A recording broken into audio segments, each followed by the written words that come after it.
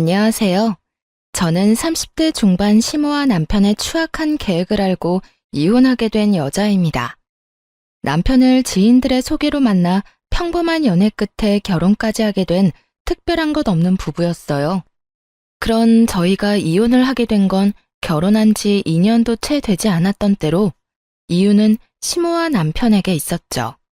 시모는 저희가 결혼할 당시부터 저를 탐탁지 않게 여겼는데 그 이유는 다름 아닌 친정이 시댁보다 부유하지 않다는 것 때문이었죠.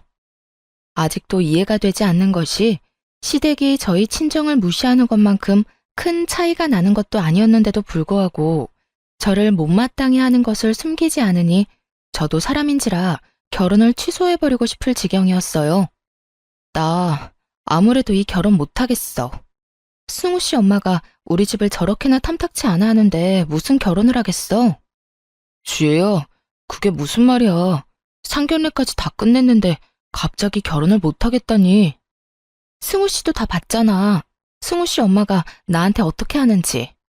정말 이해가 안 되는 게 승우 씨 집이나 우리 집이나 가진 재산 차이가 그렇게 크지도 않은데 왜 승우 씨 엄마는 우리 집을 밥도 못 벌어먹고 사는 집 취급을 하는 거야? 난 이런 취급 받으면서 결혼할 생각도 없고 그런 취급 받으면서 평생 살 자신도 없어.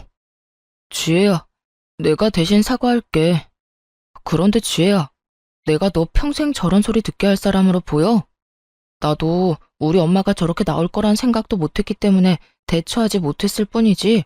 앞으론 우리 엄마가 저런 말 절대 못하도록 내가 알아서 다 해결할게.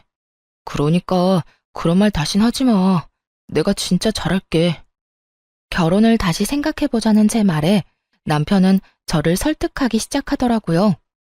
그 당시엔 결혼을 마음먹었을 만큼 남편을 사랑하기도 했고 남편이 시모가 저런 식으로 행동하지 못하도록 제대로 막아주겠다고 호언장담을 하니 다시 마음을 돌려먹게 되었어요.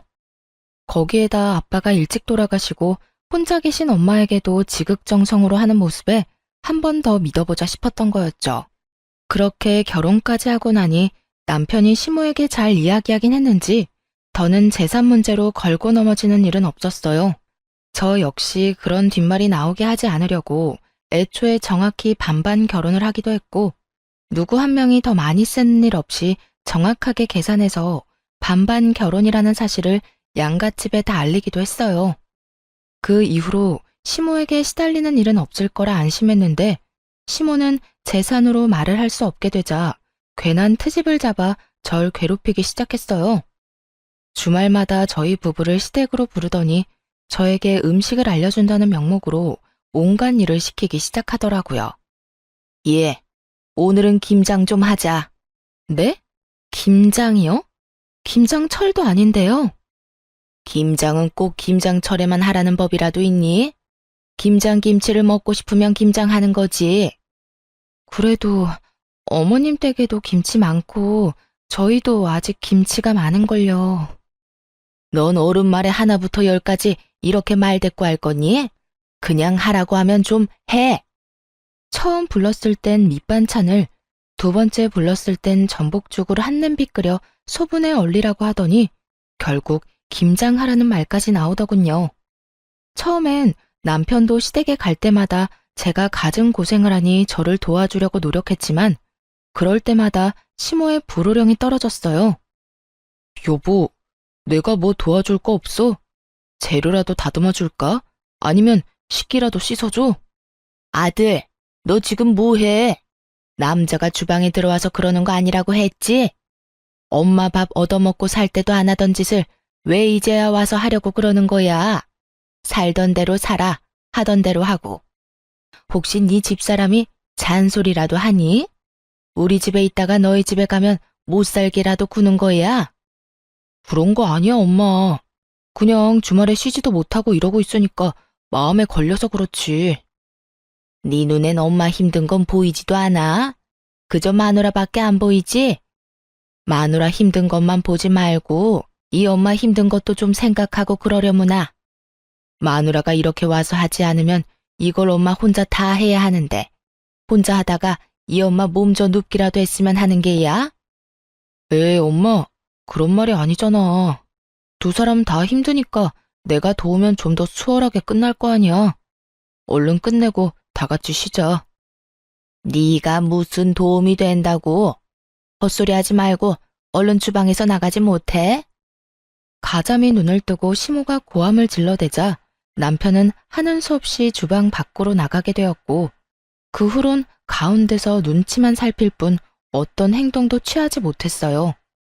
처음엔 그런 남편의 입장도 이해하려 했지만 제가 힘든 건 하나도 나아지지 않았어요. 남편도 돕고는 싶은데 시모가 뒷목 잡고 넘어가는 신용을 하니 어떻게 할 수 없던 남편도 답답함을 느끼더라고요. 그런데 그런 것도 한두 번이지. 점점 잔소리는 심해지고 주마다 와서 그런 짓을 하고 있자니 이해는커녕 아무 행동도 하지 못하고 있는 남편이 얄미워지더군요. 결국 남편과 전 시댁에 다녀오기만 하면 싸우기 시작했고 어느 순간부턴 그 싸움이 당연해지더라고요.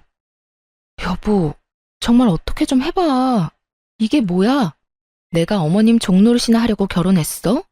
당신 결혼할 때 뭐라고 그랬어? 이런 일 없도록 중간에서 잘한다고 했잖아. 말은 바로 해. 그때 엄마가 재산 문제로 당신한테 뭐라고 하는 것만 막아준다고 했었어. 그 뒤로 엄마가 그 이야기 꺼낸 적은 단 한 번도 없으니 한 약속은 지켰다고. 그걸 지금 말이라고 하는 거야? 딱 그 말만 못하게 했다고 약속을 지켰다고? 당신 눈엔 내가 힘든 건 보이지도 않아? 처음엔 어떻게 해서든 도와주려고 노력이라도 하더니 왜 요즘엔 강 건너 불구경인데? 왜 아무것도 하려고 하지도 않냐고. 그래서 나보고 어쩌라는 거야. 엄마가 내가 나서기만 하면 뒤로 넘어갈 태세로 화를 내는데. 당신은 당신 엄마가 그 정도 화낸다고 뒤로 넘어갈 사람으로 보여? 절대 그렇게 약한 분 아니니까 도와주거나 말하라고. 아, 몰라. 내 나름대로 최선을 다하고 있으니까 그렇게 못 참겠으면 당신이 못하겠다고 당당하게 말해. 그러면 되겠네. 이런 식으로 나온다 이 말이지? 그래, 알겠어. 그러면 내가 알아서 해결할 테니까 그때 가서 후회하지 마. 후회? 난 후회 같은 거 안 해. 그러니까 뭐든 당신 스스로 해결하라고. 그렇게 다시 주말이 왔고 남편은 시모에게 괴롭힘 당하는 저에게 아예 시선조차 주지 않더라고요. 저희 사이의 미묘한 기류를 눈치챈 시모는 더욱 신나서 저에게 살림 교육을 시킨다는 명목하에 저를 더 쥐잡듯이 잡아대고 있었고요. 도저히 이렇게는 못 산다는 생각이 들었고 시모를 똑바로 바라보며 이렇게 말했어요. 어머님, 저 매주 이렇게 와서 배우는 거 힘들어서 못하겠어요. 더도 덜도 말고 딱 저렇게 말했더니 시모가 당황스럽다는 듯 저를 보더라고요. 그랬겠죠. 이렇게까지 대놓고 힘들다 못하겠다는 말이 제 입에서 나올 거라 생각하지 못했을 테니까요. 이전까지야 남편이 그래도 눈치라도 살피고 다툼이 있긴 했어도 그 끝엔 언제나 미안하다고 했었거든요. 그래서 애써 좋은 게 좋은 거라고 저도 참고 넘겼던 것이었는데 남편이 하고 싶은 대로 하라고 하니 더는 참을 필요가 없겠더라고요. 거기에다 남편이 하는 꼴이 얄밉기도 했고요. 너 지금 뭐라고 그랬니? 네 말은 그러니까 앞으로는 내가 불러도 오지 않겠다. 이거니? 네, 들으신 대로 앞으로는 특별한 날이 아니라면 오지 않으려고 해요. 저도 주말에는 좀 쉬어야 하고요. 체력이 남아돈다고 한들 주마다 여기 와서 체력 소모, 정신 소모하고 싶지 않아요. 사실 이때까지 스트레스가 이만저만이 아니었거든요. 스트레스가 쌓이다 보니 회사 일에도 지장이 있기도 했고요. 뭐야? 너 정말 버르장머리가 하늘을 찌르는구나. 어디 며느리가 시어미한테 온다 못 온다 말을 짓거려대는 거야. 시모의 입에선 결국 욕설들이 흘러나왔고 이상하게도 그런 시모가 보는데 겁이 나기는커녕 차라리 잘 됐다는 생각이 들더라고요. 이렇게 틀어진 이상 오늘부터 더는 이 빌어먹을 시집자리도 그보다 더 꼴보기 싫은 시모도 더 이상 보지 않아도 된다는 생각이 들었기 때문이었겠죠. 저는 이왕 저지른 김에 확실히 하자 싶은 생각에 하고 있던 모든 일을 내팽겨치며 말했습니다. 버르장머리가 없다고 생각해도 어쩔 수 없네요. 이왕 말이 나왔고 이미 먹을 욕은 다 먹은 것 같으니 당장 오늘부터 하지 않을게요. 시모는 제 말에 어이가 없다는 듯 저를 그저 보고만 있더군요. 그런 시모를 뒤로한 채 집에 갈 채비를 하고 있었어요. 너무나도 평온한 표정으로 가방을 집어들자 남편은 그제야 상황의 심각성을 깨닫고 어떻게 해서든 말리려고 달려들었죠. 여보, 왜 이래 갑자기? 당신 지금 너무 흥분했어. 일단 흥분을 좀 가라앉히고 생각을 좀 해보라고. 이대로 가면 앞으로 어쩌려고 그래? 당신 이대로 가면 앞으로 우리 엄마 어떻게 보려고.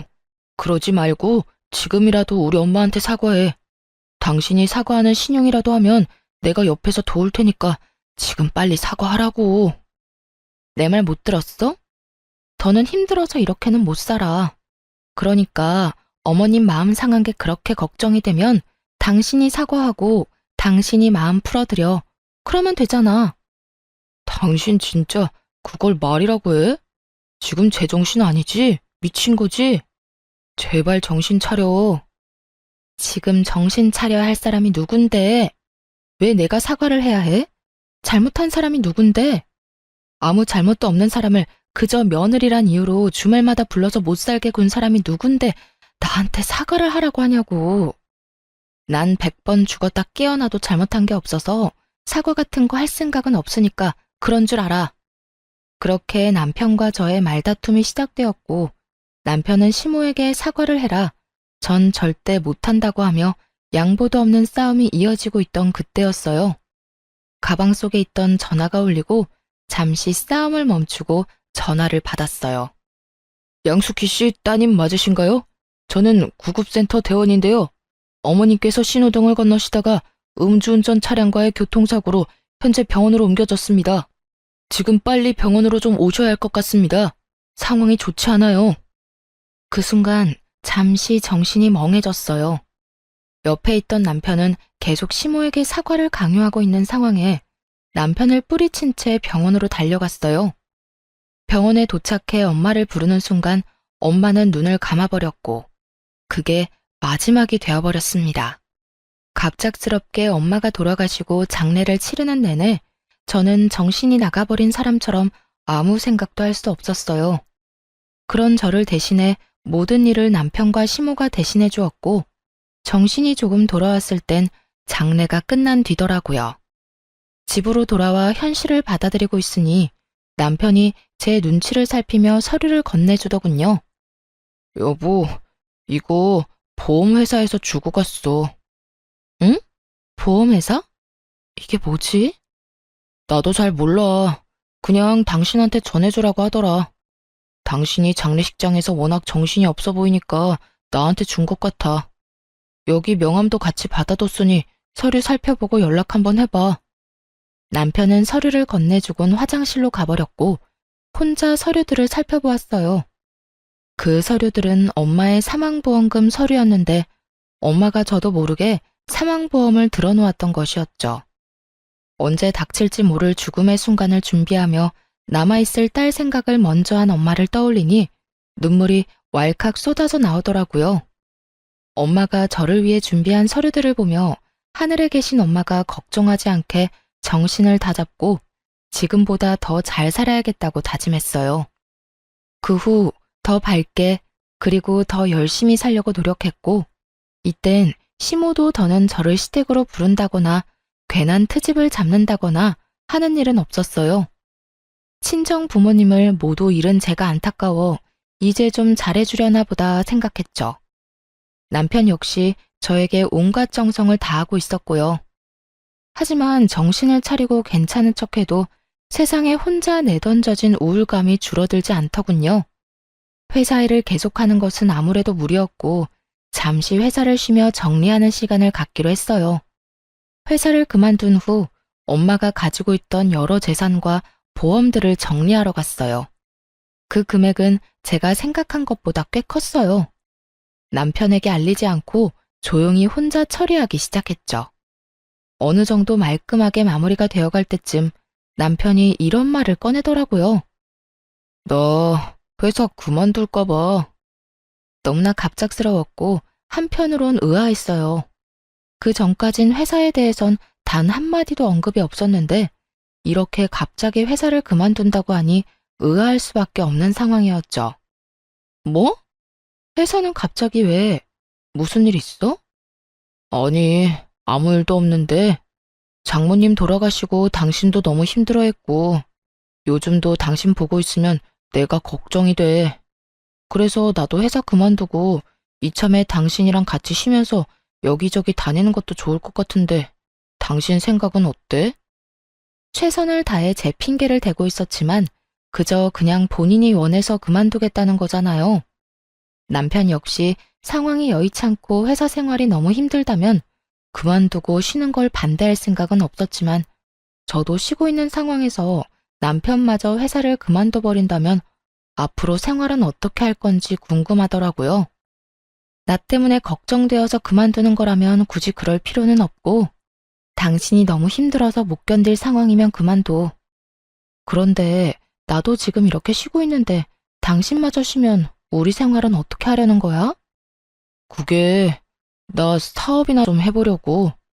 오래전부터 생각해둔 사업이 있는데 퇴직금으로 시작은 충분히 해볼 수 있을 것 같아. 혹시나 모자라면 장모님 재산 정리한 돈 있잖아. 그거 조금만 보태주면 어려움 없이 시작할 수 있을 거야. 역시 제 예상이 맞았어요.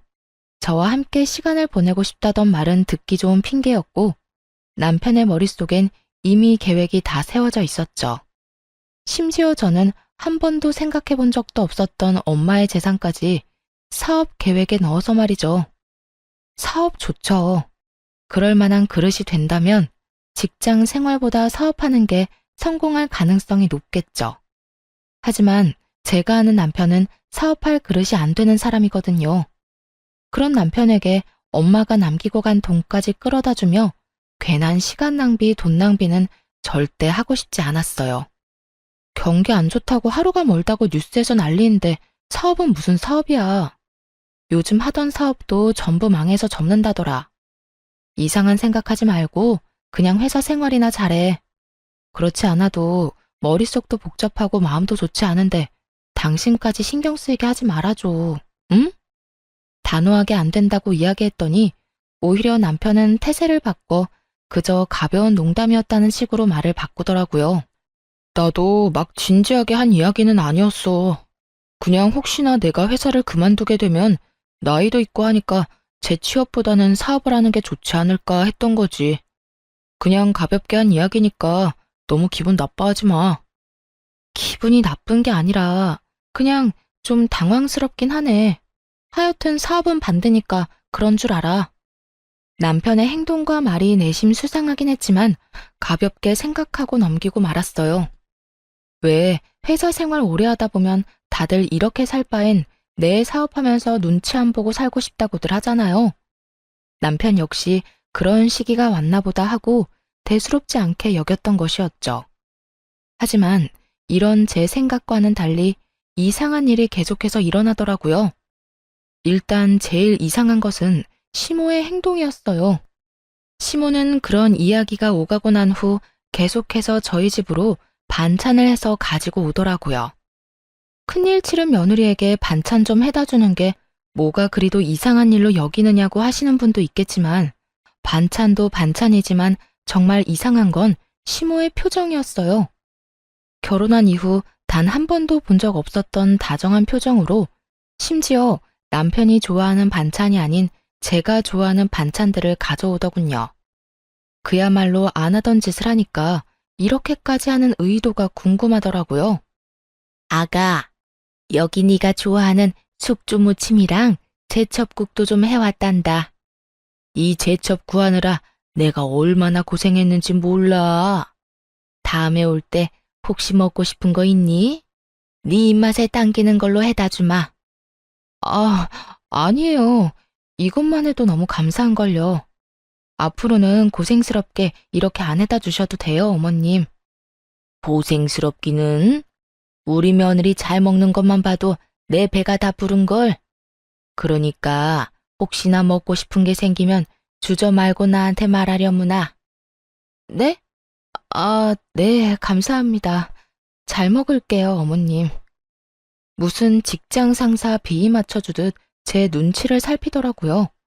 그것뿐만이 아니었어요.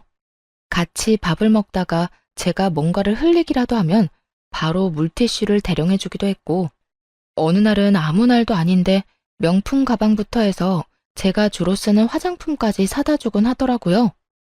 그날은 제가 소화가 잘 안 돼 소화제를 먹었더니 그 모습을 본 시모가 앞치마까지 하고 집안일을 하기 시작했어요. 어머님, 지금 뭐 하세요?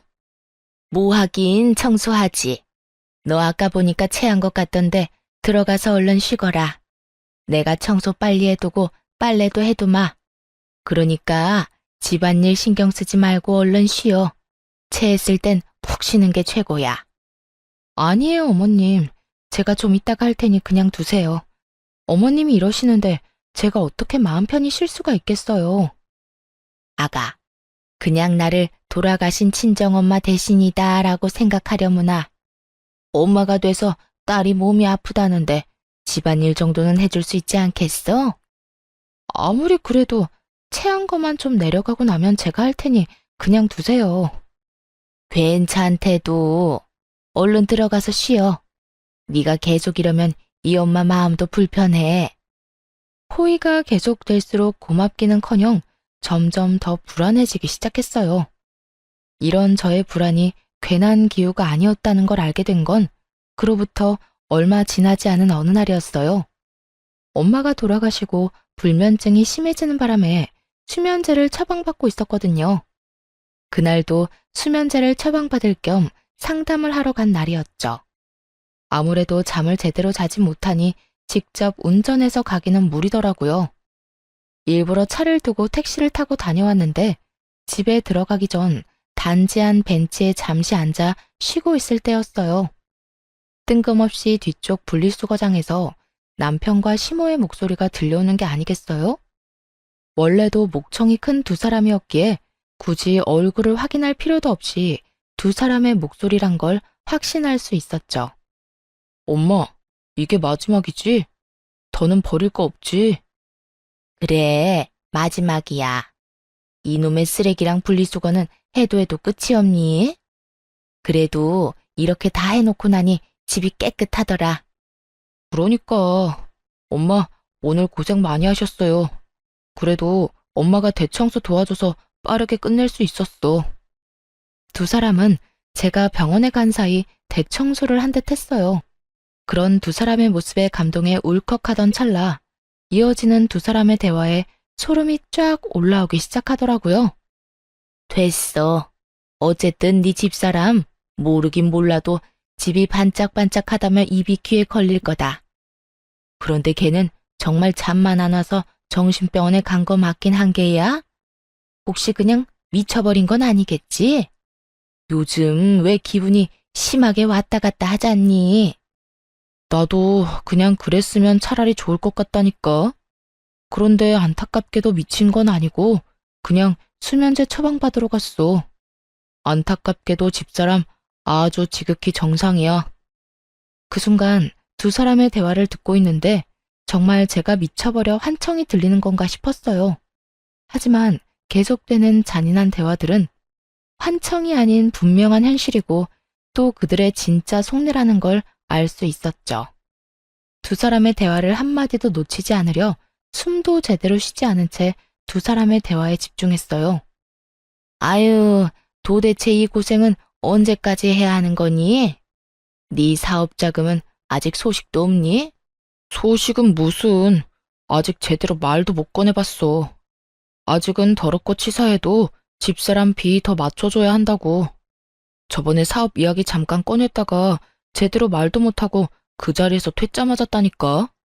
두 번, 세 번 이야기 꺼낼 필요 없이 제대로 한몫 뜯어내려면 그 비위 잘 맞춰줘야 한다고. 아니, 도대체 사돈 죽고 물려받은 돈이 얼마나 되길래 그게 한몫이라는 말까지 나오는 거야?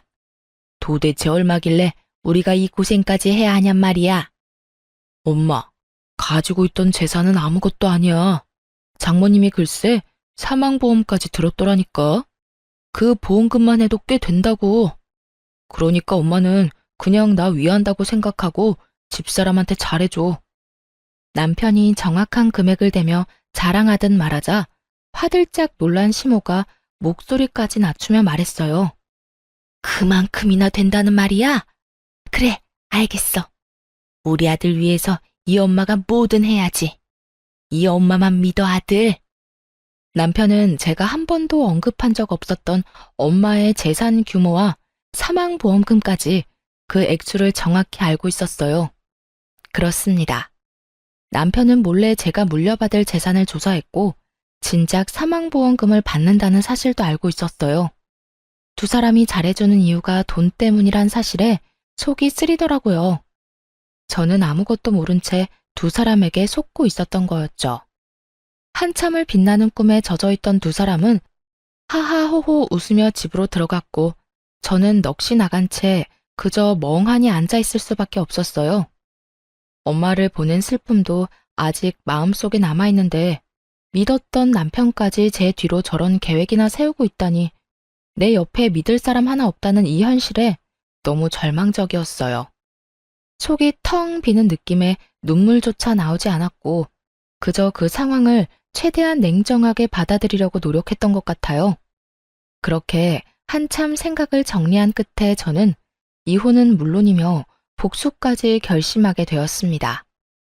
본격적으로 시모와 남편에게 잘 보일 기회를 주기로 했고 남편은 물론이고 시모까지 마음 먹고 부려먹기 시작했어요. 그렇게 제게 잘 보이고 싶다는데 마음껏 부려먹어줘야 제 복수는 물론이고 그들도 마음이 편하지 않겠어요? 어머님, 내일도 혹시 오실 건가요? 응, 너만 불편하지 않다면 이것저것 해서 오려고 하는데 혹시 너 내가 오는 거 불편하니? 아니요, 그런 게 아니라요. 요즘 저희 집에 자주 오시는데 힘들게 왔다 갔다 하지 마시고 그냥 주무시고 가시라고요. 그냥 저희 집에서 한동안 아예 지내셔도 되고요. 아예 시모와 함께 지내며 마음껏 부려먹기로 마음먹었고 이런 제 마음을 전혀 알지 못하는 시모는 제 말에 어린아이처럼 해맑게 웃으며 대답하더라고요. 정말? 정말 그래도 되니? 그렇지 않아도 여기랑 우리 집이랑 거리도 꽤 되는데 날마다 왔다 갔다 하기 힘들었는데 네가 그렇게 말해주면 나야 너무 좋지. 그러면 오늘부터 저희랑 그냥 지내시면서 집안일도 좀 도와주시고 저랑 말동무도 좀 해주세요. 그래, 집안일은 걱정도 하지 말려무나.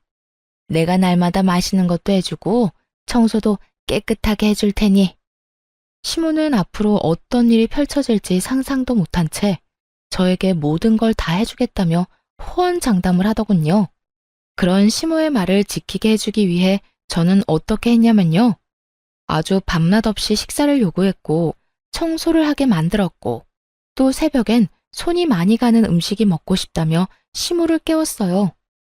어머님, 어머님, 저 지금 잔치국수가 너무 먹고 싶어요.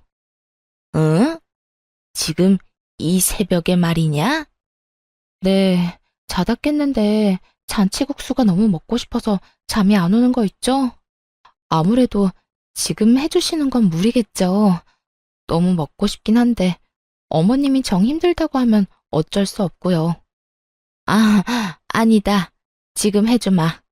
자고로 음식은 먹고 싶을 때 먹어야 제일 맛있는 법이지. 밤낮 할 것 없이 대놓고 부려먹는 제 행동에 시모는 화가 단단히 난 듯 보였지만 어쩌겠어요. 아들의 사업 자금이 달린 문제인데 절대 포기하지 않더라고요. 그렇게 며칠 괴롭히고 나니 시모의 얼굴은 점점 더 썩어가고 있었고 시모가 폭발할 타이밍에 맞춰 남편 사업 자금에 대해 말을 꺼냈어요. 여보, 요즘 회사 생활 어때? 힘든 건 없어? 회사? 회사야 늘 힘들지. 당신도 잘 알 거 아냐. 잘해도 욕먹고 못하면 더 욕먹는 게 회사 일이라는 거. 그런데 갑자기 그건 왜 묻는 거야? 그게 저번에 왜 당신이 사업 이야기 꺼냈었잖아. 그때 내가 단칼에 안 된다고 한 게 마음에 자꾸 걸리더라고. 당신도 당신대로 힘들고 한참 생각해보고 그런 말을 꺼냈을 텐데 내 입장만 생각하고 거절부터 한 것 같아서 미안하기도 했고 말이야. 그래서 하는 말인데 아직도 사업 생각이 있는 거야? 최대한 미안하다는 표정을 지어 보이며 남편에게 사업 이야기를 꺼내자 기다렸다는 듯이 숨도 쉬지 않고 말하더군요. 그럼 당연히 사업 생각 있지. 그때 당신한테 말을 못했는데 사실 구체적으로도 계획을 다 세워놨어. 당신이 금전적으로 좀 도와주기만 하면 바로 시작해도 될 정도라니까. 그래? 계획서 있으면 나 좀 보여줘. 보고 괜찮으면 투자 좀 하든가 할게. 정말? 정말이지. 내가 조금 있다가 당신 보기 편하게 정리해서 보여줄 테니까 당신은 잘 보고 투자해 주기만 해. 그러면 내가 정말 열심히 일해서 호강이란 호강은 다 시켜줄 테니까. 전 그저 투자할 생각이 있다고만 했을 뿐인데 남편은 이미 투자받은 사람처럼 다음날 바로 사표를 쓰고 와서는 본격적으로 사업을 준비하기 시작하더군요. 저는 최고의 타이밍을 잡아 이혼을 통보할 때를 기다리고 있었어요. 두 사람이 외출한 사이 보이지 않는 곳에 홈 CCTV를 설치해 시모와 남편의 추악한 계획을 뒷받침할 증거도 확보해 놓기로 했어요. 그렇게 차근차근 통쾌한 복수극을 준비하는 사이 남편은 우선 퇴직금을 쏟아붓더군요. 대책이라고는 오직 제 투자금뿐인 상황에서 일은 일대로 벌이는데 더는 발 빼지 못하는 상황이 되고 있었죠. 그러던 어느 날 잠시 외출하고 돌아왔더니 시모와 남편이 상다리가 부러지게 잔치상을 차려놓고 저를 기다리고 있더라고요. 목적을 누구보다 잘 알고 있었던 저는 일단 차려놓은 밥을 맛있게 먹었죠. 식사가 끝나고 나니 남편이 돈 이야기를 꺼내기 시작했어요. 저기 여보, 그때 말했던 투자금 언제 해줄 거야? 아, 투자금. 일단 이거 뒷정리부터 하고 이야기 나누면 안 될까? 이렇게 엉망진창을 만들어 놓고 무슨 돈 이야기를 해. 빈 접시들로 엉망이 된 식탁을 손가락질하며 말을 돌렸고 남편은 제 말에 밝게 웃으며 본인이 다 정리하겠다고 나섰어요. 손해볼 것이 없었던 저는 편하게 TV나 보고 있었네요. 설거지가 끝나자마자 다시 제 맞은편에 앉아 돈 이야기를 꺼내기 시작했어요. 그리고 남편의 옆자리엔 기대에 가득 찬 표정의 시모가 자리하고 있었고요. 여보, 뒷정리에 설거지까지 다 했는데 이제 이야기 좀 나눠도 될까? 그 전에 내가 할 이야기 있어. 어? 할 이야기? 뭐든지 다 해봐. 무슨 말이든 당신 말이라면 다 들을 준비 됐어. 그래? 그러면 우리 이혼하자. 그대로 이혼을 통보했고 남편보다 더 놀란 시모가 빽 고함을 질러대기 시작했어요. 뭐? 이혼? 너 지금 이혼이라고 했니? 너 진짜 정신적으로 어디 아픈 거 아니니? 그러지 않고서야 지금 이 타이밍에 어떻게 이혼하자는 말을 해? 너희가 사이가 나쁜 것도 아니고 요즘 부부싸움 한 번 한 적도 없으면서 이혼은 무슨 이혼이야? 이 상황이 믿기지 않는다는 듯 큰 소리를 치는 두 사람에게 제가 알고 있는 사실을 전부 알려주었죠. 안타깝게도 저 아주 멀쩡해요. 아니, 두 사람 덕에 아주 멀쩡해졌지 뭐예요?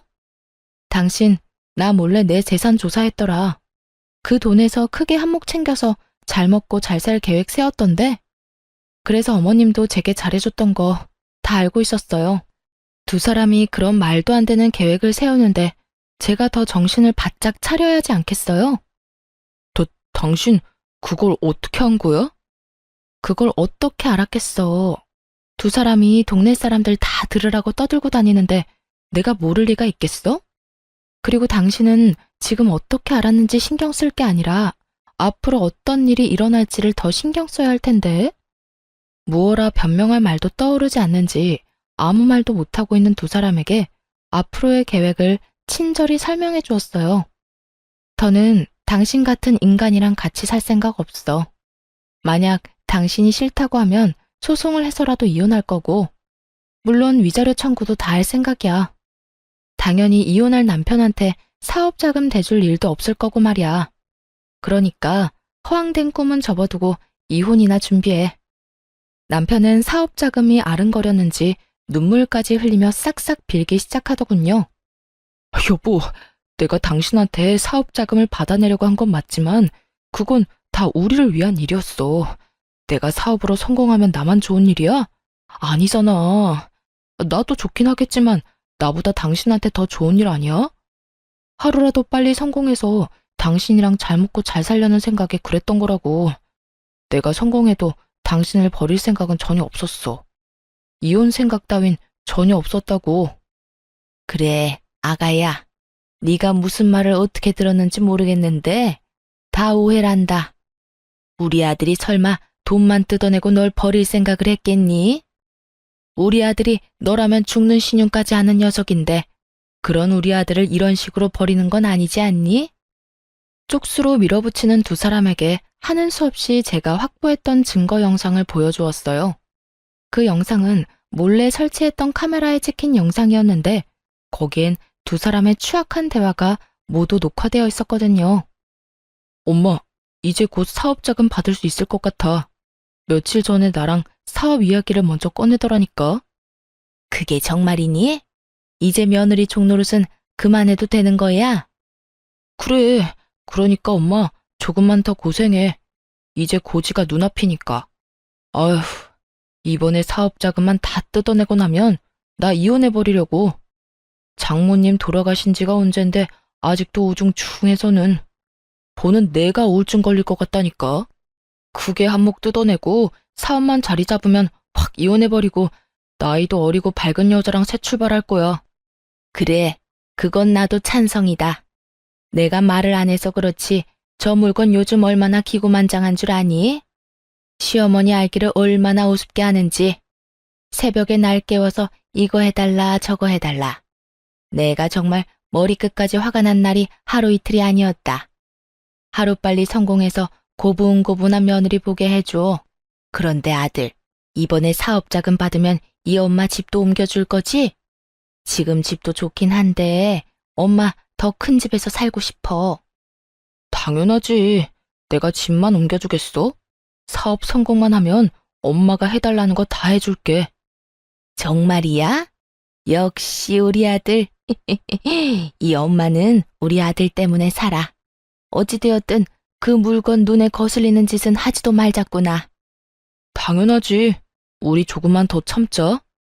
거실은 두 사람의 대화 소리로 가득 찼고 시모는 모든 게 다 끝났다고 직감했는지 그 자리에 주저앉아 멍하니 바닥을 보더라고요.